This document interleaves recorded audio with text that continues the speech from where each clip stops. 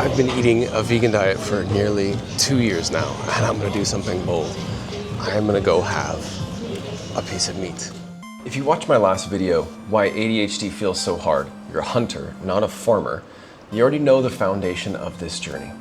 Hunters are wired for instinct, movement, sensitivity to their environment, to the energy around them. But we've been forced into a world that's built for stillness and routine, rigidity and artificial environment. That video wasn't theory. It was actually the doorway to this. I'm gonna have some lamb at this place that I've been eating epic Egyptian vegan food, but my body has not been responding very well to it. And I have this theory.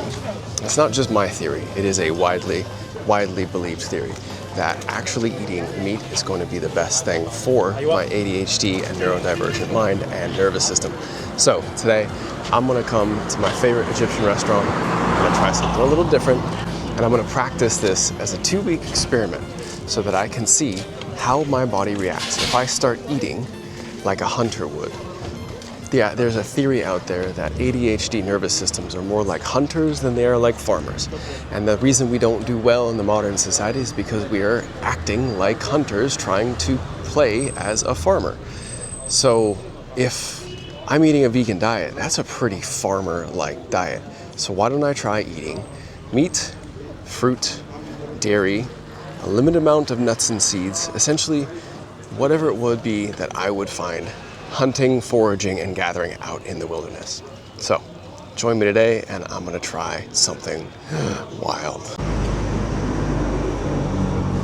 So here we go, here's the true test. And keep it simple. Offer a prayer for the animal, express my gratitude, clear any unnecessary negative energy from this food. For the last 2 years, I've been eating a vegan diet. Not ancestral, not wild foods, modern veganism. Strict rules, raw food purity, juice fasting. I wasn't eating seed oils or junk as best as I could, but my results were terrible in the long term. I was inconsistent, I binged, I restricted, I went through mood swings, experienced a lot of depression. My nervous system felt like life was harder than it needed to be. I said ADHD isn't dysfunction, it's a different evolutionary design, a hunter design. But what I didn't admit in that video was that I was still living out of alignment with that design, especially when it comes to food. I was reading The Prophet, beautiful work by Khalil Gibran, and there was one quote in there that really stuck to me the other day. But since you must kill to eat and rob the newly born of its mother's milk to quench your thirst, let it then be an act of worship. And at first, I cringed a little bit, and then I noticed myself judging because I haven't, until today, eaten the flesh of an animal. I still have been killing to eat, of course. I mean, we kill plants in order to eat the stems and the leaves. We don't kill the plants when we eat their fruit, but there still is death involved. But when I read that, I thought, wow, it's not necessarily about the act of killing. It is the turning it into an act of worship. And one of the reasons why I'm choosing to open myself up to the possibility that this could be a better diet for me is because, well, number one, because I've been suffering so much in the last year and a half, 2 years, which I would have thought would be unrelated to my diet, but also because this really one of the primary motivations for the vegan diet was for the purity, the sense of purity, cleanliness, that it was somehow better than it would allow me to achieve more clarity, spiritual energetic clarity, potentially reach or connect more with my higher self or with the one true source creator, God. But I don't know that that's actually true. And not to say that there aren't people or cultures or whatever it might be that has experienced that, but I need to experience it. And in the last 2 years, I have not experienced that deeper, more authentic connection with my creator. If anything, I've experienced more anxiety, frustration, depression, emotional uncomfort, discomfort. inconsistency, ups and downs, riding the roller coaster.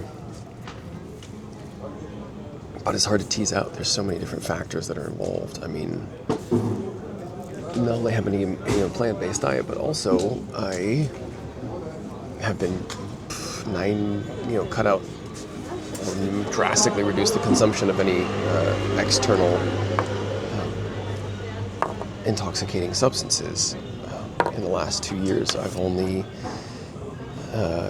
smoked cannabis once. That was recently, and it was okay. Didn't really enjoy it that much. Cut out tobacco, cut out psychedelics until recently, and they've been good, but nothing that I would do on a regular basis. I've cut out alcohol years ago, I cut out cocaine years ago, I cut out so many of these different drugs. And so it's hard to say that it's just one thing, but there's so much anecdotal evidence out there that this is a beneficial change that I figure it's absolutely worth it. And as Khalil Gibran says, I can still make my eating the flesh of another animal or taking the milk from the lamb an act of worship. Because what's more important, for me to be pure yet ineffective, or for me to be eating what keeps my brain chemistry and my physical body nourished so that I can do good things, act in such a way that supports the community around me, and I have the energy and the creativity and the focus to be able to walk my mission. My mission isn't explicitly to be a vegan and to preach veganism. My mission is about creating community, challenging the way that we've been living in society and helping people to awaken their true inner gifts and inner powers, especially those of us that are neurodivergent. So, what moves me closer towards my mission is what moves me closer towards success. Shukran. Thank you. Super. Laziz. Shukran. Oh. All right. Now that is a fucking lamb shank. Let's go. I guess that's the next level upgrade of my cute little lamb plate. So, ooh, hot, hot, hot. Fatty, ooh, meat. Hot fingers, hot fingers. Let's go. And my pathway to veganism didn't come on my own. It was encouraged to me by someone who believed that animals trap your spirit, that meat keeps you stuck in some sort of hell, and that plants are really the only pathway to purity. I bought into it. I trusted his ideology and his system, but I think that my body paid the price. I did a 40-day juice fast, eliminated parasites and mucoid plaque, cleared a lot of the modern industrial food stuff from my body. But afterwards, I couldn't survive on raw vegan purity because my biology was starving. When you look at a hunter-gatherer or even pastoral tribes, the closest model that we have at this time to original human biology, talking about the Bedouin people, Mongolian tribes, talking about people who live more in alignment with the rhythms of nature, they don't build their diet around grains or crops. They eat the highest value foods in nature: meat, organs, fruit, honey, fermented dairy, and fat. These are the foods that theoretically humans evolved on. So why was I eating like a farmer when I'm wired to be a hunter?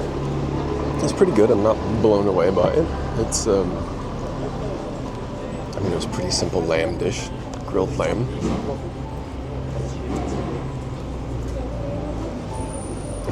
Obviously I don't feel horrible, but give it some time for my digestion to see how it takes, and then we can we'll reevaluate from there. I remind myself this is an experiment and it's going to take a little bit of time.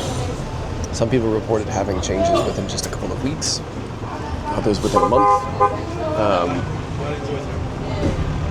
I don't know, we'll see. I think it's just important for me to pay attention to how I feel, journal, what's my mental state, my emotional state like, and just be open and curious. When I talk to you about ADHD needing movement, instinct, and stimulation, I wasn't just describing you, I was also describing myself. My diet really didn't match my wiring. So here's the reset. 1 full lunar cycle, 28 days, new moon to new moon, eating like a hunter. Fruit, meat, some dairy, honey, salt, some herbs and some adaptogens, and water. No grains, no processed foods, no modern agriculture. This is not a hunter trying to live on a farmer's diet. This is a nervous system reset.